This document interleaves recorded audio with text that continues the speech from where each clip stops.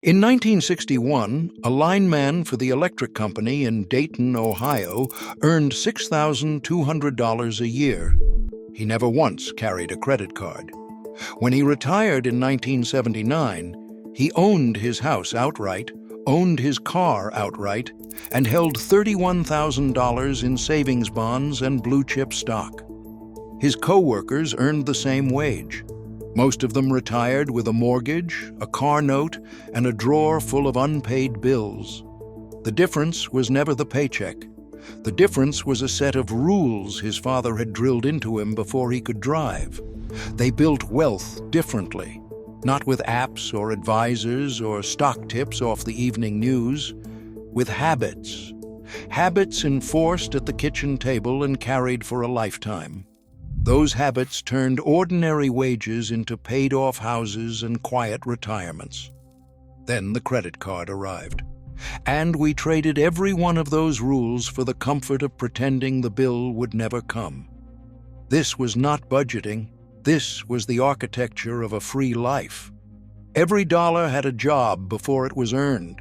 Every purchase was weighed against a future the family could already see coming. We called these men old-fashioned. We called their discipline poverty. Then we financed our furniture and called it progress. Number 16 on this list cost a working man $7.50 a payday, and he never felt it leave. Number 9 was so unfashionable by 1968 that banks ran advertisements telling families to stop doing it. And number 1, the quietest rule of them all, built more middle-class wealth than any program the government ever invented. These 20 rules were not about being cheap. They were about being free. The freedom to lose a job and not lose the house. The freedom to grow old without owing anyone a dime. Hit that subscribe button. Let us count down the 20 old-school wealth-building rules husbands in the 1960s used before credit cards existed. Number 20. Buy less house than the bank approved. A machinist in Flint in 1962 was approved for $16,000. He bought a house for $10,500. The bank's maximum was never a recommendation. It was a ceiling drawn in the bank's interest, not his. He took the smaller payment and the larger gap. That gap, the money he did not owe, became the seed of everything he ever saved. His wife understood the arithmetic before he explained it. A smaller house was not a smaller life. It was a longer leash on every dollar that came in. Post-war lenders had begun rewarding bigger loans. Most young couples did not know the difference between approved and wise. He did. The house you can afford is the one the bank thinks is too small. Number 19, the used car he drove for a decade. A foreman in Toledo in 1959 bought a 4-year-old Buick for $625. New, that car had cost $2,500. He drove it 11 years. He changed his own oil. He learned to set the points and gap the plugs from a manual that cost 40 cents. The $1,875 he did not spend went into the bank and stayed there. His children were ashamed of that Buick and begged him for a new one. He drove them to church in it anyway, and the year they left home, he handed each of them the down payment on a house. The shame was theirs. The freedom was his. The 1960s was the decade Detroit taught America to want a new car every year. The annual model change was engineered for exactly that hunger. He refused the want. A new car was not a reward. It was a down payment on staying poor. He let other men make it for him. Number 18, cash on the barrelhead. A pressman in 1963 had one rule for anything that was not a house. If he could not pay cash, he did not buy it. He saved for the washing machine. He saved for the television. He saved $300 for the living room set, and when the money was counted out on the counter, he owned it free and clear that same afternoon. No installment plan, no finance charge, For a man who had watched his own father lose a sofa to a missed payment in 1938, the installment plan was not convenience. It was a trap with cushions. The store charged extra to let you wait. He charged himself nothing to be patient. What you cannot buy with cash, you cannot yet afford. Number 17, the Christmas Club account. A welder's wife in 1960 opened a Christmas club at the corner bank every January. $2 a week, deposited without fail. The account paid almost no interest. That was never the point. The point was the lock. The money went in and could not come out until December. By the time the holidays arrived, 50 weeks of $2 had become $100 she had not been tempted to touch. The Christmas Club was a savings device disguised as a holiday plan. Banks offered them by the millions before the credit card made them obsolete. She kept hers running for 30 years. Every December, her children opened gifts that owed nobody a dime, paid for with money she had hidden from her own weakness, $2 at a time. It was not the interest that built the wealth. It was the wall around the money. Number 16, payroll savings bonds. A lineman in 1961 signed one form at work and never thought about it again. Each payday, $7.50 came out before he ever saw the check. It bought a savings bond. He could not spend what never reached his hand. That was the whole genius of it. The money was gone before the wanting started. Payroll savings bonds were a holdover from the war, when whole factories bought them by deduction. The careful men kept buying long after the war was won. He cashed the first of them the winter the roof gave out, and slept dry under a paid-for-one while two neighbors financed theirs. The deduction was not a sacrifice. It was a debt he paid himself before anyone else could ask. Money you never touch is money you never lose. Number 15, the raise he never spent. A tool and die maker got his first raise in 1958, $6 a week. He did not move. He did not upgrade the car. He added the entire raise to his savings and lived exactly as he had the week before. He did this 11 times across his career. 11 raises. 0 lifestyle inflation. By the end, he earned twice what he had started at and spent almost the same. His co-workers spent every raise the month it arrived, a bigger set, a second car, a longer note. He sat in the same chair watching the same television and quietly grew a number none of them ever saw. They called it earning.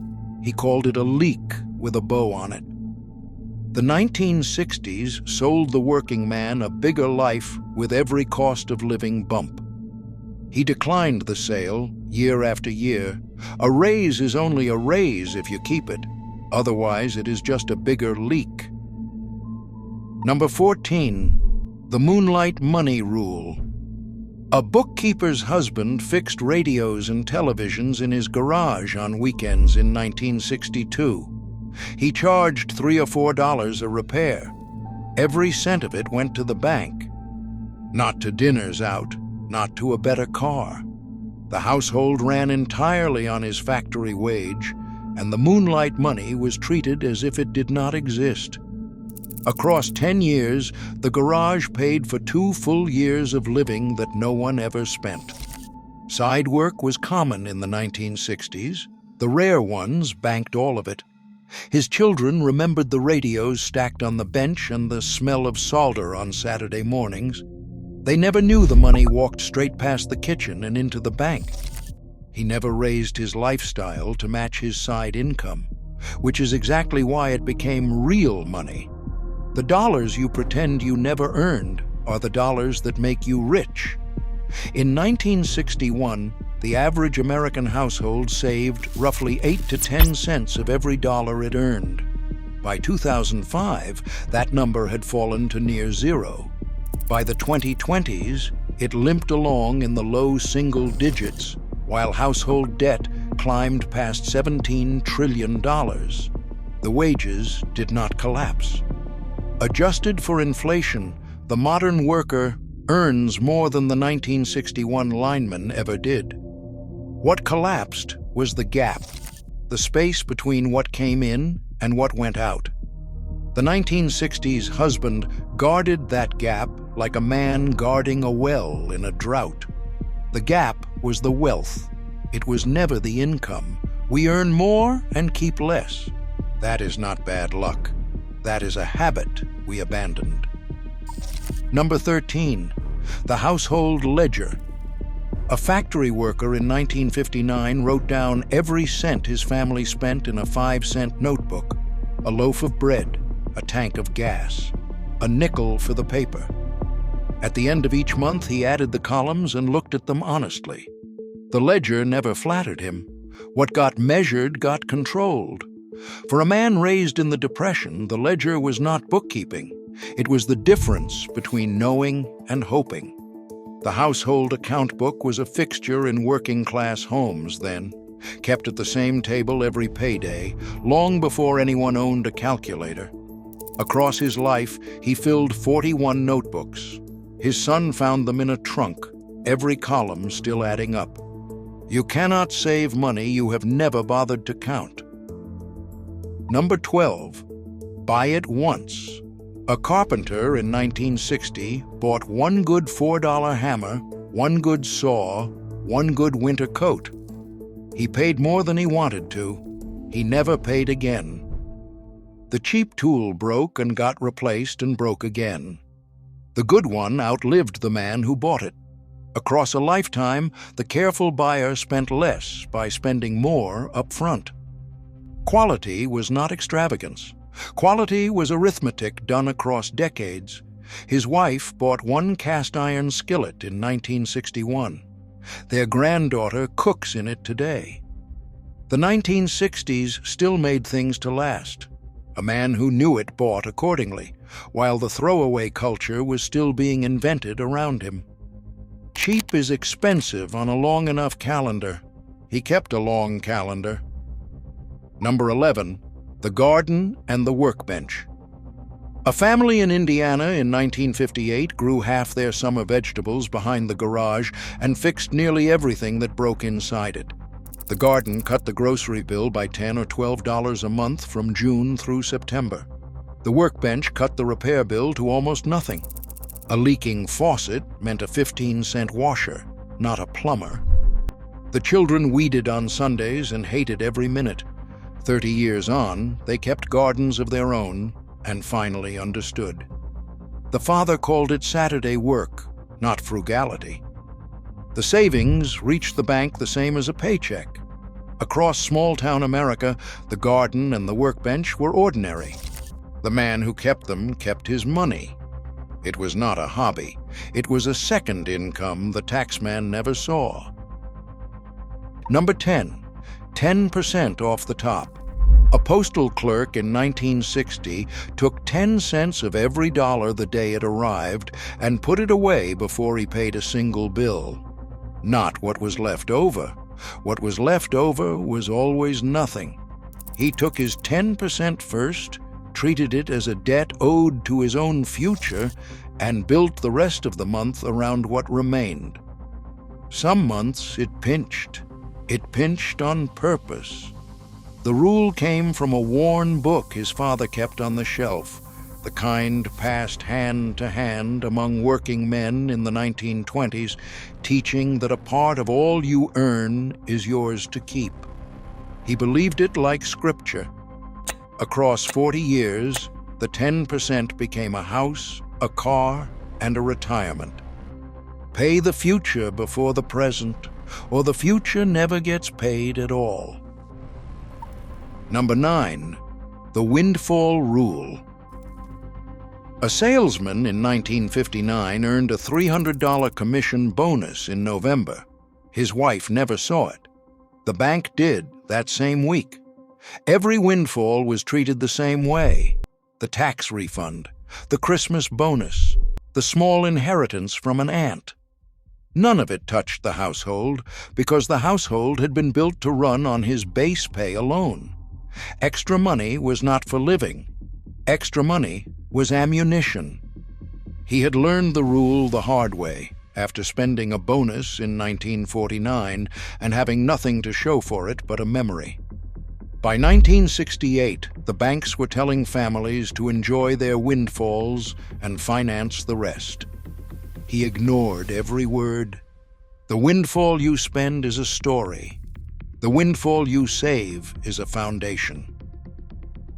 Number 8. Whole life as a forced savings plan.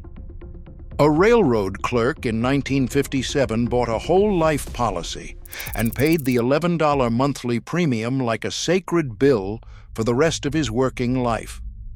The policy built cash value slowly, year after year, in a place he could not easily raid. It was insurance for the family and a savings account he could not talk himself out of. By retirement, the accumulated value was a quiet sum he had never once been tempted to spend. For a generation that distrusted the stock market after 1929, the insurance policy felt like solid ground. Conservative, predictable, his. He borrowed against it exactly once to bury his father and paid it back inside a year. It was not a fast way to build money. It was a way that could not be undone in a weak moment. Number 7. Blue chips and reinvested dividends. A foreman in 1961 put $25 a month into shares of the kind of companies that made things people always needed. Then he did the rule that mattered. He reinvested every dividend. He never took the dividend checks as cash. They bought more shares, which paid more dividends, which bought more shares again. The snowball was slow for years, and then it was not. He did not trade. He did not chase. He held those boring companies through the market slumps of 1962 and 1966, while jumpier men sold at the bottom. Most working men of his day still thought the market was a rich man's casino rigged against them. He treated it like a slow farm that paid him to do nothing. By retirement, the reinvested dividends had quietly outgrown every dollar he had put in. The man who reinvests is paid by the same dollar twice. Here is what the credit card actually replaced. It did not replace cash. It replaced the pause. The moment between wanting a thing and being able to have it. In that pause, the 1960s husband did his best thinking. He asked whether he needed it. He counted what it cost in hours of his own life. He waited, and half the time the wanting passed on its own. The credit card erased the pause. It put the having before the earning and called that freedom. But the bill always arrived. The man with the coffee can and the ledger and the 10% off the top was not richer because he earned more. He was richer because he kept the pause. He let the wanting wait. And the wealth he built in those quiet moments of waiting is wealth most of us will never see because we let the card do our thinking for us. Number 6. The Coffee Can Emergency Fund. A homeowner in 1960 kept a coffee can on a shelf in the cellar. $3 went in every week. The can was for the day something broke. The furnace, the roof, the transmission, the things that arrive without warning and ruin men who have no cushion. When the furnace died in the winter of 1967, he paid cash from the can and never borrowed a dime. His father had lost a house in the Depression for want of exactly this. The coffee can was an ordinary sight in working-class homes long before any bank thought to sell the idea of an emergency fund. The men who grew up hungry never needed convincing. The can never earned interest. It earned something better. It earned the right to never beg. A small fund in a cheap can stands between a bad week and a ruined year. Number 5. Never borrow for what disappears. A welder in 1962 had one line he would not cross. He never borrowed money for anything that would be gone before the debt was. He would borrow for a house, because a house remained. He would not borrow for a vacation, a $40 suit, a meal, or Christmas. To owe money on a dinner already eaten struck him as a kind of madness.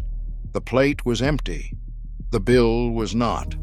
His own brother bought furniture on time in 1961 and was still paying the year the springs gave out. The welder never forgot the shame on his face, owing on something already worn through. This was the exact line the credit card was built to erase. By the late 1960s, families were financing groceries and holidays and paying for them long after the dishes were washed. Never let the payment outlive the pleasure. That way lies the trap. Number 4, the account he pretended didn't exist. A draftsman in 1959 opened a second savings account at a bank clear across town. He did it on purpose. He wanted it inconvenient. $15 went in by automatic transfer every payday and effectively vanished. The bank was too far to visit on a whim. There was no card, no easy withdrawal, no quick way to raid it in a weak moment. Out of sight became out of reach, and eventually a small fortune. He understood himself honestly. The account was not an investment. It was a fence around his own weakness, built where he could not climb it on a Friday night. In an age before instant transfers and phone banking, distance alone was enough to keep a man honest with his money. The best place to keep money is somewhere your worst impulses cannot drive to. Number 3, the pension left untouched. A factory worker in the 1960s had a pension and a simple ironclad rule about it. He never borrowed against it, never cashed out early, never touched it once. When he changed jobs, men around him took the $2,000 lump sum and spent it. He rolled his forward and pretended it was not his to spend. The retirement money belonged to the retired man he would one day become. The working man had no claim on it. Company pensions were common then and treated by careful men as untouchable ground. He met that future man at 62, with a full pension and a paid-off house waiting for him. The money you guard for your old self is the only gift your old self will ever receive. Number 2, the quiet street.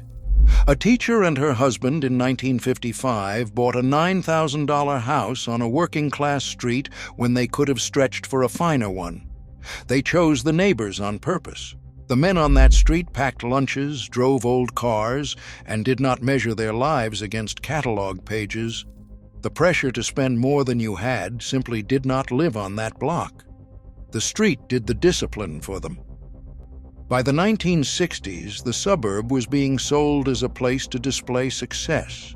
They chose a place to quietly build it instead. A man becomes the 5 households nearest him. They chose their 5 with care. Pick your street, and you have already picked half your future.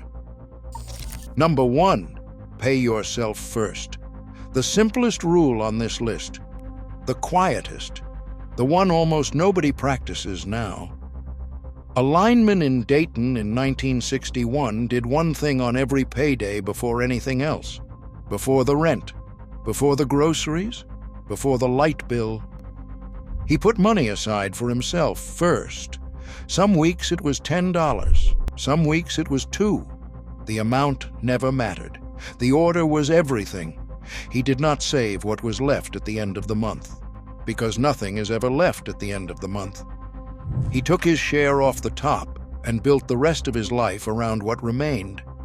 He called it paying himself.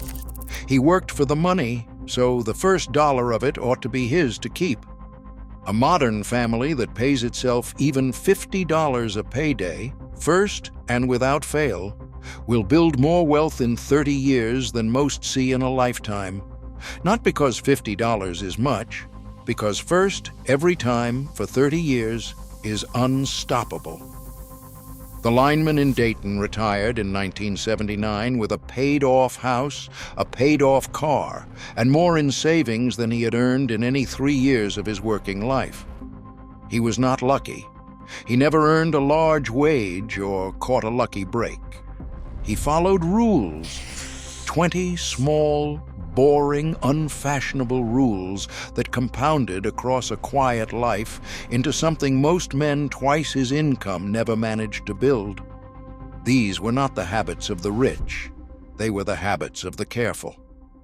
The men who understood that wealth was never about the size of the paycheck. It was about the size of the gap and the discipline to protect it. They built that gap without a single credit card, without an app, without a word of advice from anyone selling something. We traded their rules for easy credit and called the trade modern. The credit came. The wealth did not. The houses cost more now, and the cars, and the groceries. But the rules have not changed at all. They are still plain. They are still boring. They are still free. Only the men who followed them have faded.